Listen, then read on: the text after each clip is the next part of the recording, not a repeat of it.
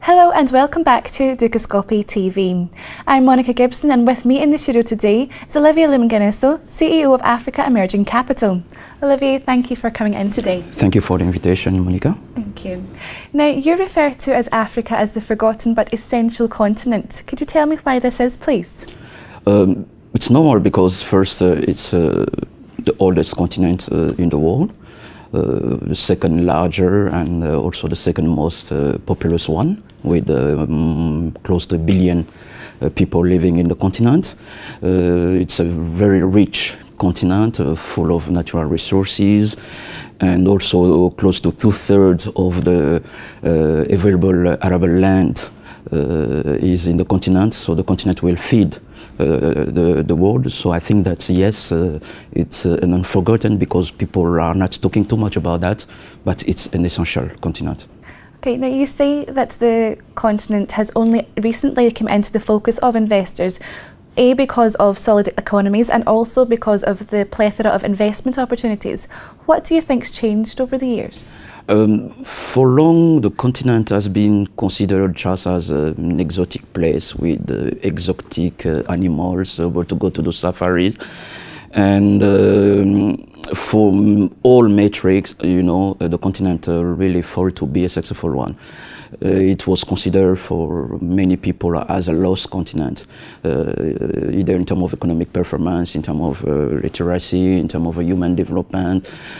You were able to be identifying many places where we had civil war, and you had also drought, you had HIV and so on. So the continent was totally ignored in terms of investments. Only lastly, we saw many improvements, both in terms of political environments, business environments, and of course, this is attracting interest of investors.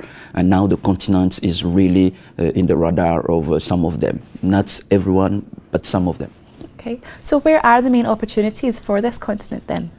I would say, no doubt, beside of the traditional resource sector, meaning minerals and energy, I think that the consumers really is the dynamic sector now. I'm talking about services and, of course, goods.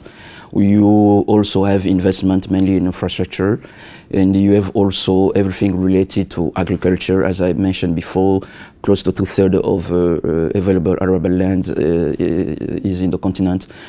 So all of that represents on the next 10 years a very important market, close to 3 to 5 trillion US dollar. So why is this continent performing so well when the rest of the global economy is stagnating, Olivier?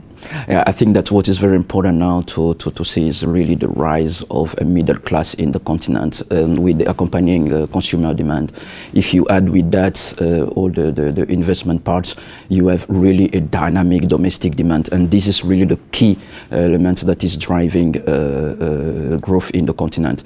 You have the middle class that has risen closely to 60%, now to reach something like 34 to 35% of the global population. And you have also all the new consumer with discretionary spending power we can consume. We are talking about markets that represent close to 900 billion US dollar this year, and we are expecting close to 1.5 trillion. Now, the need for manufactured goods is strong in Africa, but there's very little produced on the ground. How can the continent adapt to make the most of this and to keep up with demand? I think that the continent is consuming, yes, but it's also producing. Governments are working to create right policies to make supply chain efficient. You have also everything coming from China. Don't ignore that. The Chinese are able now to sell their products in the market. You have also local champions who are producing, and you have very big international multinationals who are already operating in the continent, not to mention Walmart and other.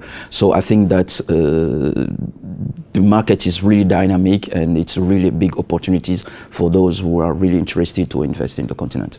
Okay, so finally then, are you Afro-Positive? I'm not really, let's say, too optimistic because the continent still faces many challenges. But yes, something is really happening, and we can observe that mainly on the domestic demand part. Excellent. Very interesting answers you've come up with today there. It's been lovely speaking to you, Olivier. Thank you very much. Thank you, Monica, for the invitation. Now that's all we have time for at the moment, but click back to Dukascopy for all the latest news and interviews. For now though, goodbye.